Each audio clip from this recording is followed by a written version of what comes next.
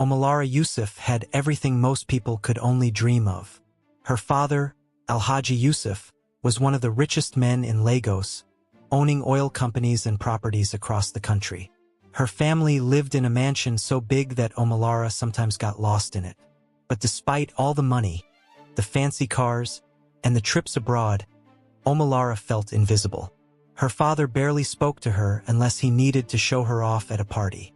Her older brother, Suleiman, was always busy managing the family business, and her younger sister, Zainab, was the golden child who could do no wrong. Omalara was the middle child, stuck in the shadows, trying to figure out her place. Felt like no one took her seriously. To her family, she was just a spoiled girl who spent too much time on Instagram.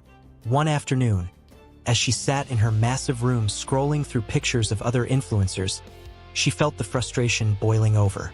"This is not the life I want," she muttered to herself. She wanted to start her own fashion line, but every time she brought it up, her father would laugh it off. "Fashion line? What nonsense. Go and find something serious to do," he'd say with a dismissive wave of his hand. His words always stung, and it wasn't just about the money. She wanted him to see her, to recognize her dreams. But he never did. Her phone buzzed, pulling her out of her thoughts. It was a message from Ifani, her best friend. Ifani was nothing like the polished, pretentious people in her family's circle. He was down to earth, a tech genius who could hack into anything and fix any gadget. He was also broke, hustling to make ends meet. "How are you holding up, Miss Billionaire?" he texted with a laughing emoji. Omalara rolled her eyes and typed back, "I'm bored out of my mind. Come over." Within an hour, Ifani was in her room, munching on a bag of chin-chin he had snagged from the kitchen. "So what's the latest in your glamorous life?" he teased, sprawled out on her couch. Omalara threw a pillow at him. "Ifani, stop. I'm serious.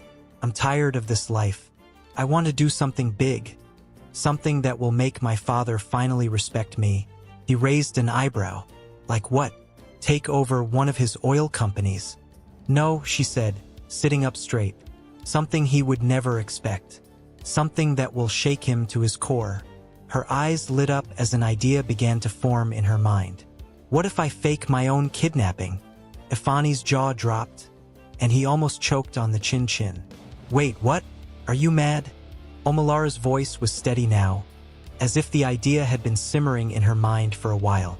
"Think about it, Ifani. My father barely notices me unless it's to tell me I'm wasting my life. But if I disappear, if he thinks I've been kidnapped, he'll finally realize how much I mean to him. And what happens when he finds out it's fake?" Ifani asked, crossing his arms. "Because he will. And then what? You think he'll forgive you?" Omalara shrugged. "He doesn't have to find out.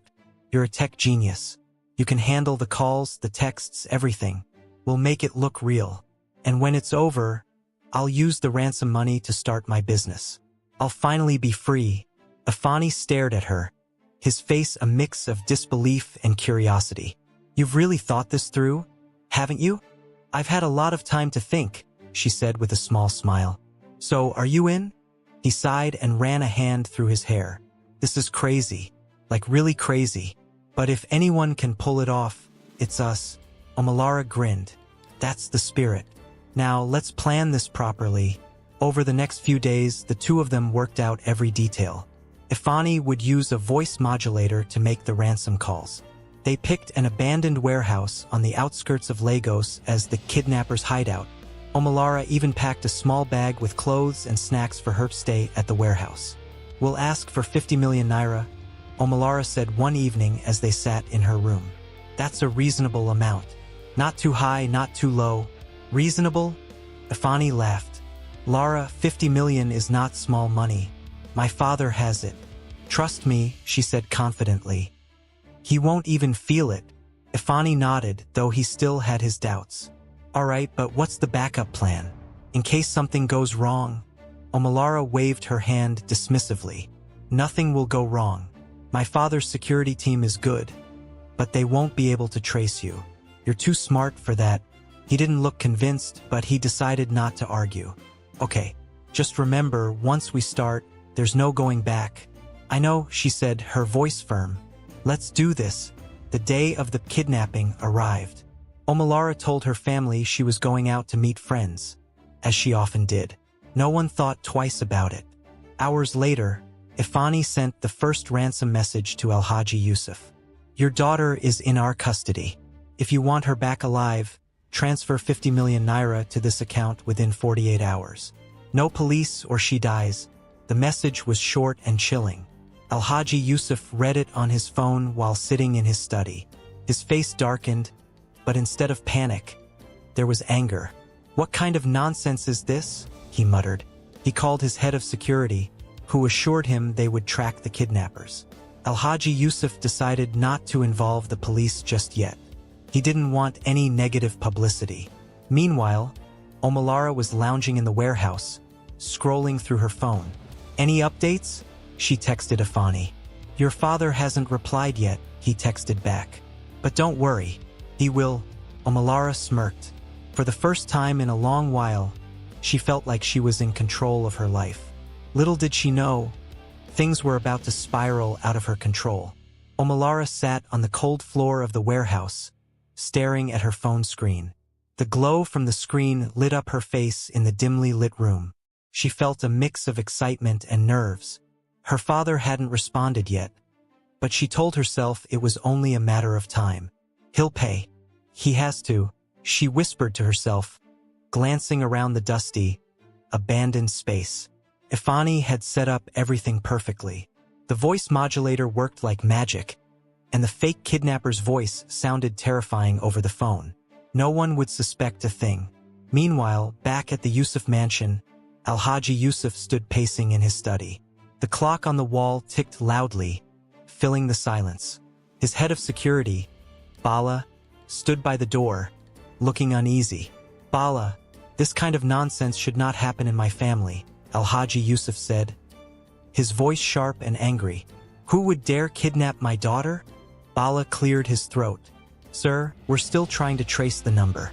The message came from an untraceable line, but my men are working on it. Untraceable? Alhaji Yusuf snapped. What am I paying you people for if you can't even trace a common message? We'll find them, sir, Bala said quickly, trying to calm his boss. These things take time. Time? Alhaji Yusuf's voice rose. They gave me 48 hours. If anything happens to Omalara, I will hold you responsible. Bala nodded, swallowing hard. Yes, sir. Alhaji Yusuf picked up his phone and stared at the message again. His hands shook slightly, but not from fear. He was furious. This must be some amateur thief thinking they can mess with me. They don't know who they're dealing with. He dialed another number and waited for the person on the other end to pick up. Yes, this is Yusuf. I need a favor. Quietly, at the warehouse, Omalara's boredom was starting to show. She had imagined the kidnapping being more thrilling, but so far, it was just her and the echo of her own thoughts. Her phone buzzed. It was Ifani. She answered immediately, her voice low even though no one was around. Any news? She asked. Not yet, Ifani said, his voice calm. But I'm monitoring the situation. Your father called someone after he spoke to Bala. I think he's trying to get outside help. Omalara frowned. What kind of help? I'm not sure yet, Ifani replied. But it's nothing to worry about. Stick to the plan. Ifani, he's acting too calm, she said, pacing the room. Shouldn't he be panicking by now? That's what parents do when their kids are in danger. Omalara, relax, Ifani said firmly. Your father is not like other parents. He's a businessman. He's probably trying to calculate his next move. That's why we have to stay one step ahead of him. She sighed and leaned against the wall. I hope you're right. I always am, Ifani said with a chuckle. Just sit tight. We've got this. Back at the mansion, Aisha Yusuf, Omalara's stepmother, walked into the study. She was wearing a flowing Ankara dress, her calm demeanor masking the worry she felt inside. Yusuf, what is going on? She asked softly. I saw the message. Are we not going to do anything? Alhaji Yusuf didn't look at her. I am handling it, he said curtly. Aisha stepped closer, her voice firm. Handling it? This is your daughter we're talking about. Someone has taken her. How can you be so calm? Calm, he said, turning to face her. Do I look calm to you, Aisha? Do you think I don't care? It's hard to tell sometimes, she shot back. You're acting like this is just another business deal. Because that's what it is, he said coldly. These people want money. That's all. And I'll handle it my way. Aisha's eyes softened. Yusuf, Omalara needs you. Don't let your pride get in the way. He waved her off. Leave it, Aisha. I don't need a lecture from you. Aisha sighed and walked out of the room, her heart heavy. She knew her husband was a proud man, but she also knew that pride could cost them dearly. That night, Ifani made the first call. Using the voice modulator, he dialed Alhaji Yusuf's number. Omalara had insisted on being there to listen, so he put the call on speaker. Hello. Alhaji Yusuf's deep voice came through. We have your daughter, Ifani said, his voice distorted and menacing. If you want to see her alive, transfer 50 million naira to the account we provided.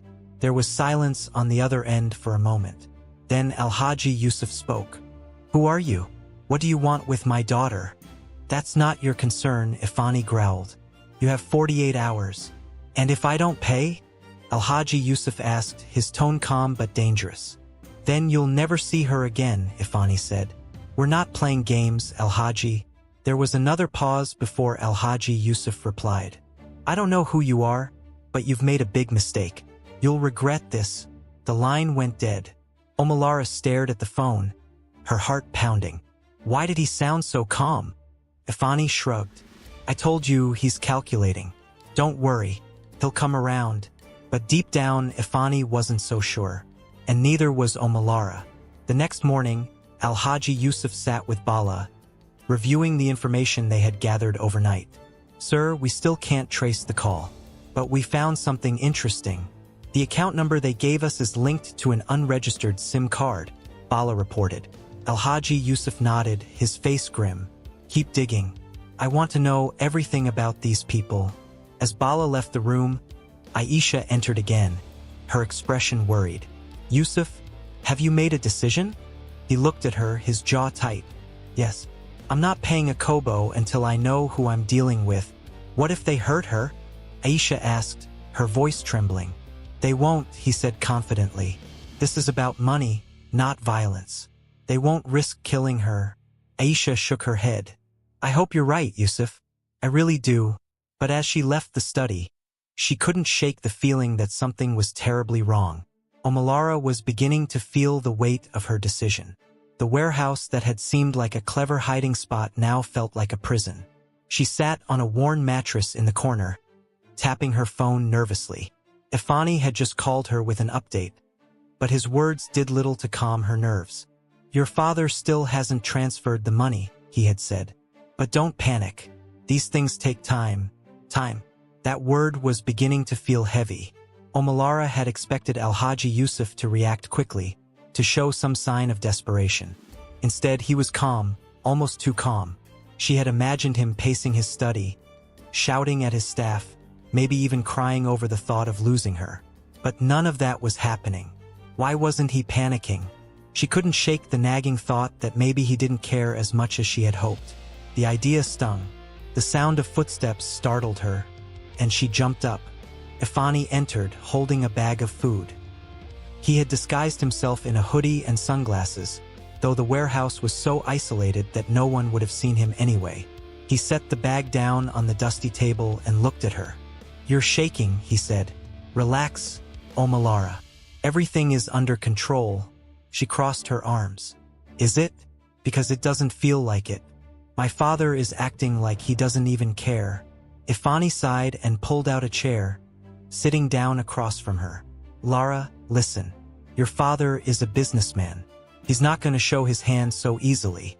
He's probably working behind the scenes to figure out what's going on. That doesn't mean he doesn't care.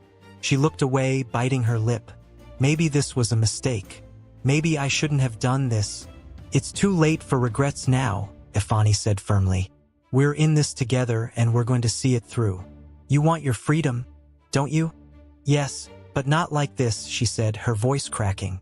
What if something goes wrong? What if he finds out? Afani leaned forward, his voice low and steady. He won't find out. We planned this perfectly. You just need to trust me. Omalara nodded slowly, though the knot in her stomach refused to loosen. At the Yusuf mansion, the tension was growing. Aisha watched her husband carefully as he reviewed a file Bala had handed him.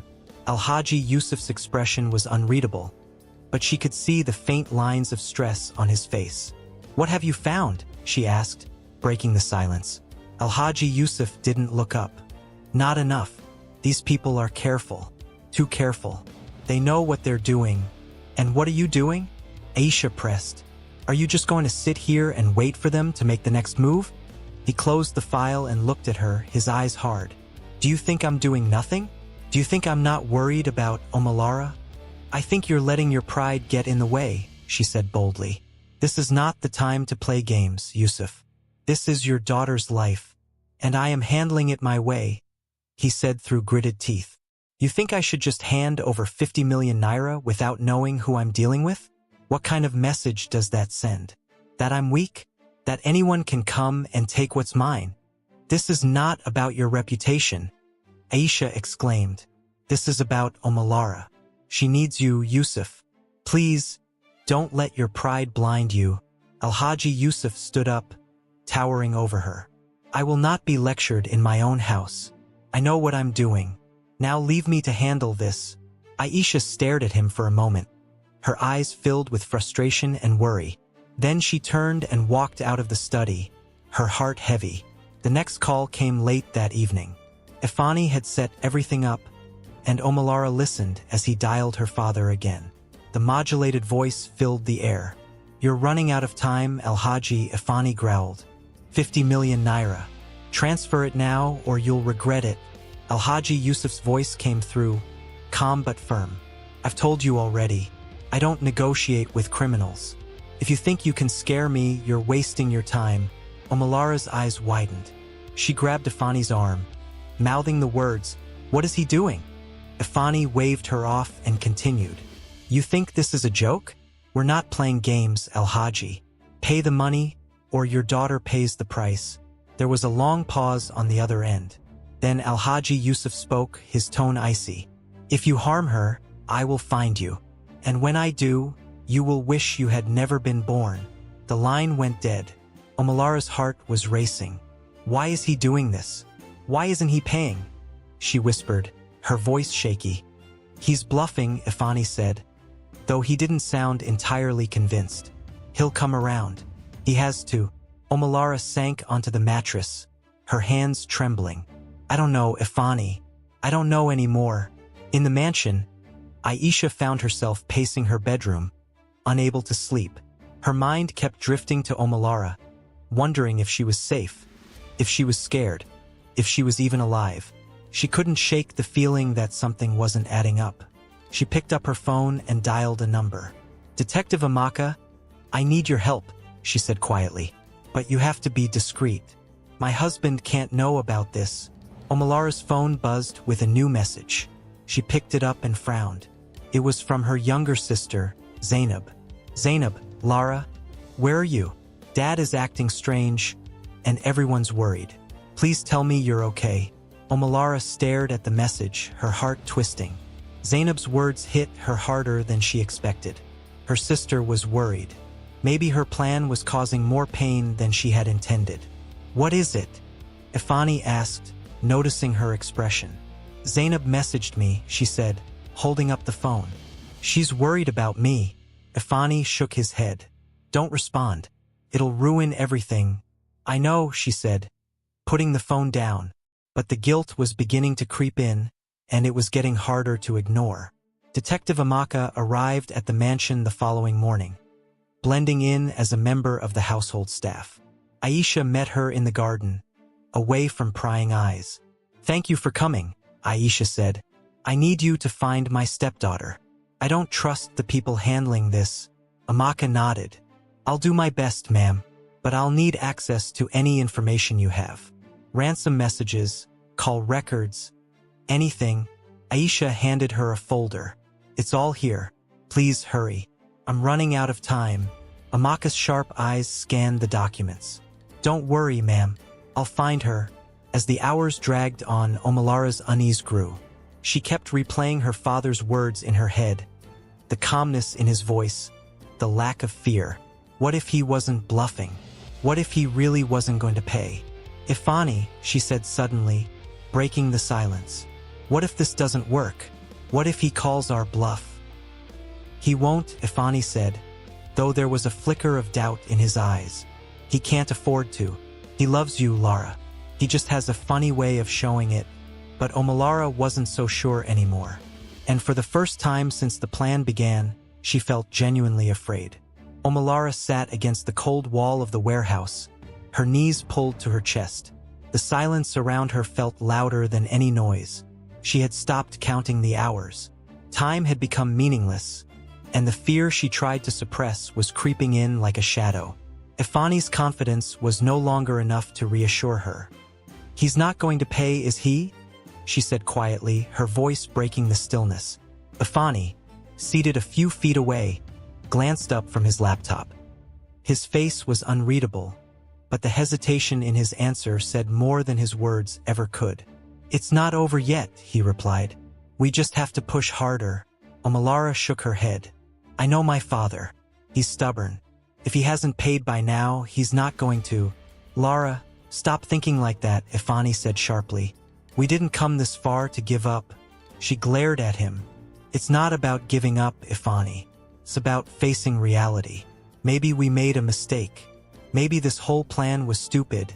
Ifani slammed his laptop shut, the sound echoing through the empty space. "You think this is the time to back out? We're in the middle of this, Lara. There's no going back." "But what if it's already too late?" she shot back. "What if he knows it's fake? What if he's just waiting to catch us?" Ifani ran a hand through his hair, his frustration evident. "You're overthinking. He doesn't know anything. We've been careful." "Have we?" she asked, her voice rising. "I'm not so sure anymore." Back at the mansion, Detective Amaka sat across from Aisha in the small guest house at the back of the property. They had chosen the secluded space to ensure no one would overhear their conversation. "Ma, your husband is a very cautious man," Amaka began, flipping through her notebook. "He's not acting like a typical victim's parent. That makes me think he suspects something." Aisha frowned. "Suspects what?" "That the kidnappers aren't serious." Amaka shook her head. "Not exactly. It's possible he thinks there's more to this than meets the eye. Maybe even that someone close to him is involved." Aisha's breath caught.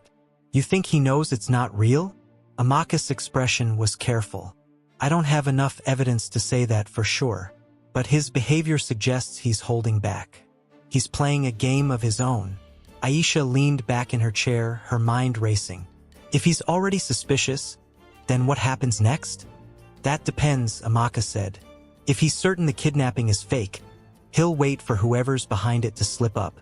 But if there's any doubt, he might start making moves to protect himself and his family. Either way, we're running out of time." That evening, Ifani made another call. Omalara sat nearby, listening intently. Her nerves were on edge, and she couldn't shake the feeling that something was about to go wrong. "Have you made your decision, Alhaji?" Ifani's distorted voice demanded. Alhaji Yusuf's response was calm, almost dismissive. "I told you before, I don't negotiate with criminals. If you think you can threaten me, you're mistaken. You're running out of time," Ifani growled. "Pay the ransom, or your daughter pays the price." There was a long pause before Alhaji Yusuf replied. "If you harm her, you'll regret it. That's a promise." The line went dead. Omalara's stomach churned. "He's not going to pay," she whispered. "He's bluffing," Ifani insisted. "He just wants to see if we'll back down." "And what if he's not bluffing?" she asked, her voice trembling. "What if he really doesn't care?" Ifani didn't answer. For the first time, he looked unsure. Detective Amaka's investigation was moving quickly. She had traced the ransom messages to an abandoned warehouse on the outskirts of the city. She reported her findings to Aisha, who was both relieved and terrified. "What do we do now?" Aisha asked. "We need to move carefully," Amaka said. "If we act too soon, we might scare them off. But if we wait too long..." Omalara could be in real danger. Aisha's hands shook as she clutched her phone. "Please, just bring her back safely." Amaka nodded. "I will, ma'am. You have my word." That night, Omalara couldn't sleep. The warehouse felt colder, darker, and more suffocating than ever. She kept replaying her father's words in her mind. The calmness in his voice, the lack of fear. What if he really didn't care? "Ifani," she said quietly, breaking the silence. "Maybe we should end this. Tell him I escaped or something." Ifani looked at her, his expression unreadable. "And then what? You go back home, and nothing changes? Your father still thinks you're just a spoiled little girl." "Maybe that's better than this," she said, her voice trembling. "I can't do this anymore, Ifani. I'm scared." "We've come too far to quit now," he said firmly. "You wanted him to notice you, to respect you. This is how we make that happen." She shook her head, tears streaming down her face. "I just want to go home." Before Ifani could respond, the sound of footsteps echoed through the warehouse. Both of them froze, their eyes darting toward the door. Someone was coming. Omalara's heart pounded in her chest as the sound of footsteps grew louder. She turned to Ifani, her eyes wide with fear. "Who is that?" she whispered urgently, her voice shaking. Ifani motioned for her to stay quiet. He reached for the small iron rod he had found earlier and clutched it tightly. "Stay behind me," he said in a low voice, his eyes fixed on the door. The footsteps stopped. The silence that followed was deafening. Then, the door creaked open slowly, the dim light from outside spilling into the warehouse. A figure stepped inside, their face obscured by the shadows. "Who's there?" Ifani demanded, his voice firm despite the tremor in his hand. The figure raised their hands, stepping closer. "Relax. It's me," a familiar voice said. Omalara's breath hitched. Zainab, her younger sister, stepped into the light, her face etched with worry. She was wearing a hoodie, her hair pulled back into a messy bun. "Lara, what is going on?" she asked, her voice trembling. Omalara felt her knees go weak. She staggered forward and hugged her sister tightly. "Zainab, what are you doing here? How did you find me?" Zainab pulled back, her eyes darting between Omalara and Ifani. "I followed him," she said, nodding toward Ifani. "I've been suspicious ever since you went missing. I knew something wasn't right, so I watched him, and when he left the house, I followed." Ifani groaned, running a hand over his face. "You shouldn't be here," he said. "This is dangerous." "Dangerous?" Zainab snapped. "What's dangerous is my sister faking her own kidnapping. Do you have any idea what you've put us through?" Omalara looked away, guilt washing over her. "Zainab, I didn't mean for it to go this far. I wanted Dad to notice me. I wanted him to care." Zainab's expression softened, but her tone remained firm. "Lara, this isn't the way. Do you really think Dad's going to respect you after this? Do you think he'll forgive you?" "I don't know," Omalara admitted, her voice barely above a whisper. "I just wanted him to see me, Zainab. I wanted him to see me for once." Zainab sighed, her shoulders sagging. "Lara, we need to end this, before it gets worse." "She's right," Ifani said reluctantly. "This is getting out of hand. Your father's not reacting the way we thought he would. If we keep pushing, we could get caught. Or worse." Omalara sat down heavily on the mattress, her head in her hands.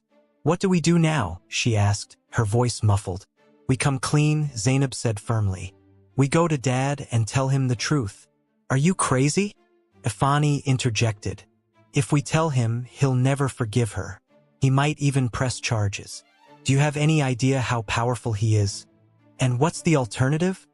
Zainab shot back. "Keep hiding here until he figures it out himself? Because he will, Ifani. He's not stupid." The room fell silent as the weight of Zainab's words sank in. Omalara's mind raced, torn between fear and the growing realization that her sister was right. Meanwhile, at the Yusuf mansion, Alhaji Yusuf sat in his study, staring at the photo of Omalara on his desk. His mind was a whirlwind of emotions. Anger, frustration, and something he rarely allowed himself to feel, worry. Bala entered the room, his face grim. "Sir, we have a lead on the location of the kidnappers," he said. Alhaji Yusuf's eyes narrowed. "Where?" "An abandoned warehouse on the outskirts of the city," Bala replied. "My men are ready to move in." Alhaji Yusuf stood up, his jaw tight. "Good. But I'm coming with you." Bala hesitated. "Sir, that's not advisable. Could be dangerous." "I don't care," Alhaji Yusuf said firmly. "This is my daughter. I'm not sitting here while someone else handles it." Bala nodded reluctantly. "Yes, sir." Back at the warehouse, Zainab was trying to convince Omalara to leave when they heard the sound of cars approaching. The three of them froze, their eyes darting toward the door.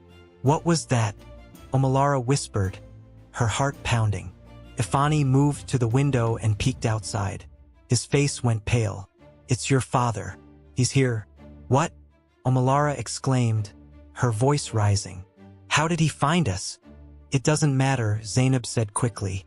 "We need to go. Now." Before they could move, the warehouse door burst open, and Bala's men stormed in, weapons drawn. Alhaji Yusuf followed close behind, his eyes scanning the room until they landed on Omalara. "Lara," he said, his voice a mixture of relief and anger. Omalara stood frozen, unable to meet his gaze. "Dad." "I can explain," she began, her voice trembling. "Explain," he said sharply. "You've been hiding here this whole time? Do you have any idea what you've put this family through?" "Dad, please," Zainab interjected. "It's not what you think." "Then tell me what it is," Alhaji Yusuf demanded, his voice rising. "Because right now, it looks like my own daughter staged her own kidnapping." Omalara's eyes filled with tears. "I just wanted you to see me, Dad, to notice me. You're always so busy with Suleiman and Zainab. I thought this was the only way." Alhaji Yusuf's expression softened for a moment, but his voice remained stern. "And you thought this was the way to do it? By lying? By hurting your family?"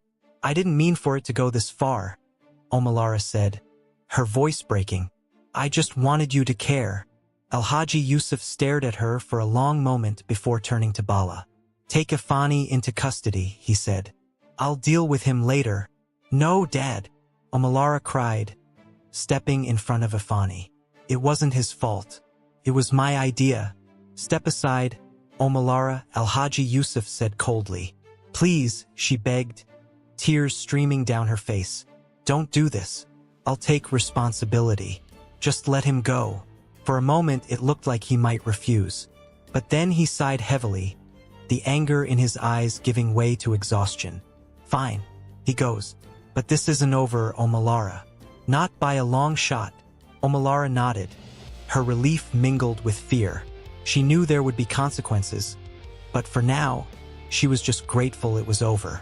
The ride back to the mansion was silent. Omalara sat in the back seat with Zainab, her head resting against the window. Alhaji Yusuf sat in the front, his expression unreadable. When they arrived, he turned to her. "Go to your room. We'll talk in the morning." Omalara nodded and hurried inside, her legs feeling like jelly. Zainab followed her, wrapping an arm around her shoulders. "We'll get through this," Zainab said softly. "I promise." But as Omalara lay in bed that night, staring at the ceiling, she couldn't help but wonder if things would ever be the same again. Omalara sat on the edge of her bed, staring at the floor. Her heart felt heavy, and her mind was racing. The events of the night replayed in her head like a bad dream. She could still see her father's face, filled with anger and disappointment. The weight of her actions was finally hitting her, and it felt unbearable. There was a knock on the door. Omalara looked up, startled. She wasn't sure if she was ready to face anyone, but the door opened before she could say anything. Zainab stepped in, closing the door softly behind her. "Lara," she said gently, walking over and sitting beside her. "Are you okay?" Omalara let out a bitter laugh. "Do I look okay?" Zainab placed a hand on her sister's shoulder. "I know this is hard, but you're not alone. We'll figure this out together." Omalara shook her head, tears welling up in her eyes. "I've messed everything up, Zainab. Dad's never going to forgive me.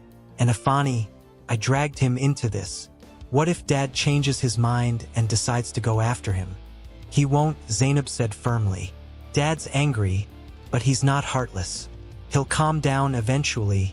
You don't know that, Lara said, her voice breaking. I've ruined everything. Zainab sighed and pulled her sister into a hug. You made a mistake, Lara. A big one. But you're still his daughter. He loves you, even if he's too stubborn to show it right now. Lara leaned into her sister's embrace, letting the tears flow freely. For the first time since the plan began, she felt a small glimmer of hope that maybe, just maybe, things could get better. In his study, Alhaji Yusuf sat in silence. The room was dark, lit only by the soft glow of the desk lamp.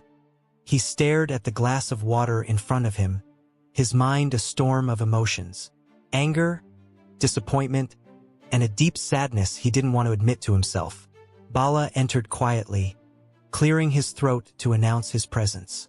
Sir, is there anything else you need tonight? Alhaji Yusuf looked up, his expression unreadable. No, Bala, you can go. Bala hesitated. Sir, if I may, I've known your family for a long time. I know you're upset, but Lara is still your daughter. She made a mistake, but she's young. She needs you now more than ever. Alhaji Yusuf's jaw tightened. Do you think I don't know that, Bala? Do you think this is easy for me? No, sir, Bala said quietly. But sometimes, forgiveness is the only way to move forward. Alhaji Yusuf didn't respond. Bala nodded respectfully and left the room, leaving him alone with his thoughts. The next morning, Lara woke up to a soft knock on her door. She sat up, her heart pounding. Come in, she said hesitantly. The door opened, and Aisha walked in, her face calm but serious. She sat down on the edge of the bed, her eyes meeting Lara's. Good morning, Lara, she said softly. Good morning, Lara replied, her voice barely audible. Aisha reached out and took Lara's hand. I've spoken to your father. He's still upset, but he's agreed to talk to you. He'll be in the study when you're ready.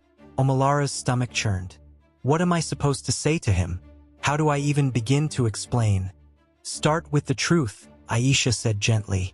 Tell him why you did what you did. He needs to hear it from you. Lara nodded, though her hands were trembling. Okay, I'll try. Aisha gave her a reassuring smile. You're stronger than you think, Lara. Just speak from the heart. A few minutes later, Lara stood outside the study door, her heart racing. She took a deep breath and knocked lightly. Come in, her father's voice called from inside. She opened the door slowly and stepped in, her eyes immediately finding his. Alhaji Yusuf was sitting at his desk, his expression stern but not unkind. He gestured for her to sit. Lara, he said, his voice steady. What do you have to say for yourself? Lara swallowed hard, her hands clutching the edge of the chair. Dad, I don't even know where to start. I know I've hurt you. I know what I did was wrong. He raised an eyebrow, waiting for her to continue. I just wanted you to notice me, she said, her voice trembling. I felt like you didn't care about me, like I was invisible. You're always so busy with Suleiman and Zainab. I thought if I did something big, something dramatic, you'd finally see me. Alhaji Yusuf leaned back in his chair, his eyes never leaving hers. And you thought faking your own kidnapping was the way to do that? Lara nodded, tears streaming down her face. It was stupid, I know, but I didn't know what else to do. I just wanted to matter to you. For a long moment, he didn't say anything. Then he sighed deeply, his shoulders relaxing slightly. Lara, do you think I don't care about you? Do you think I don't love you? It doesn't feel like it, she said quietly. You're always so busy. I didn't think I mattered. Alhaji Yusuf's expression softened, and he stood up, walking around the desk to stand in front of her. You matter, Lara, more than you know. But what you did was reckless and dangerous. Not just for you, but for this family. I know, she said, her voice breaking. I'm so sorry, Dad. I'll do whatever it takes to make it right. He placed a hand on her shoulder, his voice gentle. We'll figure this out together. But you have to promise me no more lies, no more schemes. If something's bothering you, come to me, talk to me. Can you do that? Omalara nodded, tears streaming down her face. I promise. Alhaji Yusuf pulled her into a hug, and for the first time in a long time, she felt the warmth of his love. Later that evening, the family gathered in the living room. Aisha and Zainab sat on the couch, while Omalara stood nervously by the window. Alhaji Yusuf entered, his presence commanding attention. We have a lot to talk about as a family, he began, his voice calm but firm. But for now, I want us to focus on moving forward. Mistakes were made, but they don't define us. What matters is how we handle them. Omalara glanced at her sister, who gave her a reassuring nod. She took a deep breath and stepped forward. I'm sorry, she said, her voice steady. To all of you, I know I let you down, and I'll do whatever it takes to earn back your trust. Zainab smiled and reached out to squeeze her hand. Aisha's eyes glistened with tears, and even Alhaji Yusuf's stern expression softened. We'll get through this, he said. As a family, for the first time in weeks, Omalara felt a sense of hope. It wouldn't be easy, but she was ready to face whatever came next. Together, Omalara woke up the next morning with a mix of dread and determination. The weight of everything that had happened still pressed heavily on her chest, but she knew she had to face it. She had promised her father, and now she needed to show him, and herself, that she was ready to take responsibility. After getting dressed, she made her way downstairs. The house felt quiet, almost too quiet, as if everyone was walking on eggshells. She found Zainab in the kitchen, sipping a cup of tea. Morning, Zainab said softly, her usual cheerful tone subdued. Morning, Omalara replied, grabbing a glass of water. She hesitated, then added, thanks for being there last night. I don't think I could have done it without you. Zainab gave her a small smile. That's what sisters are for. You've got this, Lara. Just take it one step at a time. Omalara nodded, her nerves tightening as she heard footsteps approaching. A moment later, Alhaji Yusuf entered the kitchen. He looked at both of his daughters, his face serious but calm. Lara, I'd like to speak with you in my study, he said, his tone leaving no room for argument. Okay, Omalara said, her voice small. She glanced at Zainab, who gave her an encouraging nod, before following her father out of the kitchen. The study felt even more intimidating in the daylight. Alhaji Yusuf gestured for Omalara to sit, then took a seat across from her. He rested his hands on the desk, his eyes steady and focused. Lara, he began, you said you wanted to take responsibility. Now's the time to prove it. I've thought about this a lot, and I've decided how we're going to move forward. Omalara's stomach churned. What do you mean? You're going to work, he said simply. No more sitting around. No more living in this house without direction. If you want me to take you seriously, you need to show me that you're serious about your life. She blinked, caught off guard. Work? Where? I've arranged for you to start at one of my companies, he said. You'll start at the bottom just like anyone else. No special treatment. Omalara's heart sank. She had dreamed of running her own fashion business, not working a corporate job. But she knew better than to argue. Okay, she said quietly. I'll do it. Alhaji Yusuf's expression softened slightly. Good. This isn't about punishment, Lara. It's about helping you grow. I believe you have potential, but you need to learn how to use it. She nodded, though doubt still lingered in her mind. Thank you, Dad. I'll do my best. He gave her a small nod. That's all I ask. Later that day, Omalara sat in her room, staring at her phone. She thought about calling Ifani but hesitated. She wasn't sure what to say. The last time they had spoken, things had been tense, and she didn't know if he'd even want to hear from her. Zainab walked in, her arms full of laundry. You look like you're thinking too much, she said, dropping the pile onto a chair. Omalara sighed. I'm just wondering if I should call Ifani. I feel like I owe him an apology. You do, Zainab said bluntly. He stuck by you through all of this, even when it wasn't his mess to clean up. The least you can do is thank him. What if he's angry? Omalara asked, chewing on her lip. Then let him be angry, Zainab said. But you'll feel better knowing you tried. Omalara nodded and picked up her phone. Her fingers hovered over the screen for a moment before she finally dialed his number. It rang twice before he answered. Lara, Ifani's voice was cautious. "What's up?" "Hi," she said, her voice shaky. I wanted to say thank you for everything, and I'm sorry. I put you in a terrible position, and it wasn't fair." There was a pause on the other end before Ifani sighed. "You really messed up, Lara, but I know you didn't mean for things to get this bad. Just don't drag me into anything like that again." "I won't," she promised. "I'm trying to fix things now. My dad's making me start work at one of his companies." Ifani chuckled. "Well, that'll be interesting. Good luck with that." "Thanks," she said, a small smile tugging at her lips. "And Ifani, thanks for not giving up on me. Take care of yourself, Lara," he said before hanging up. Omalara set the phone down, feeling a mix of relief and sadness.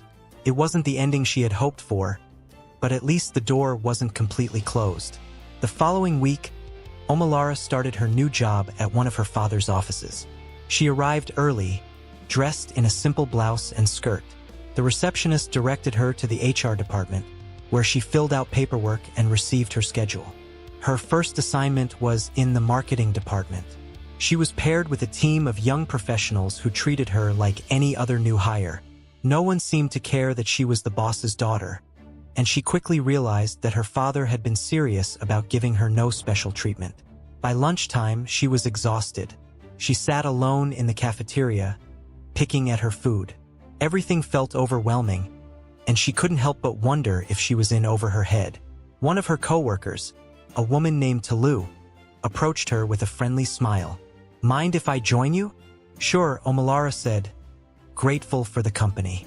Talu sat down and took a sip of her drink. "First days are tough." "Huh? You have no idea," Omalara said with a nervous laugh. "Don't worry," Talu said. "It gets easier. Just ask questions, listen, and try your best. That's all anyone can do." Omalara nodded, feeling a little better. "Thanks, Talu. I appreciate it.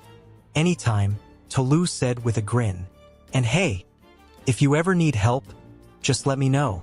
Omalara smiled, realizing that maybe this new chapter wouldn't be so bad after all.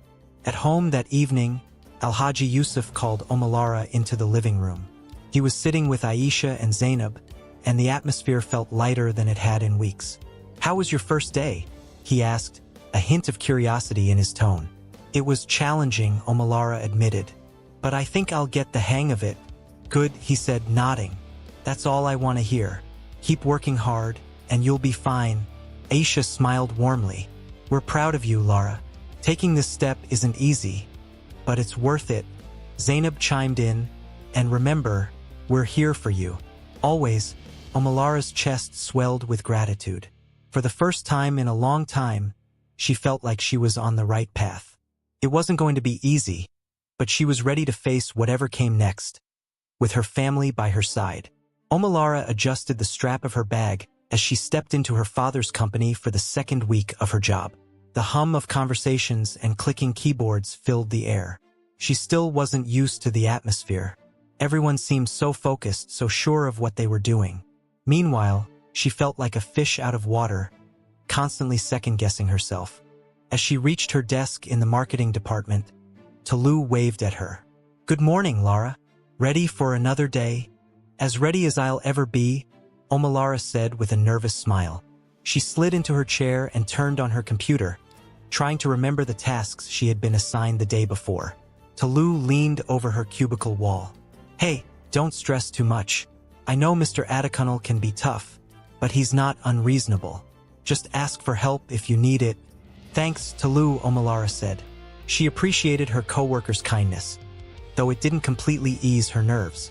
The morning passed in a blur of emails and meetings. Omalara found herself struggling to keep up with the pace of work.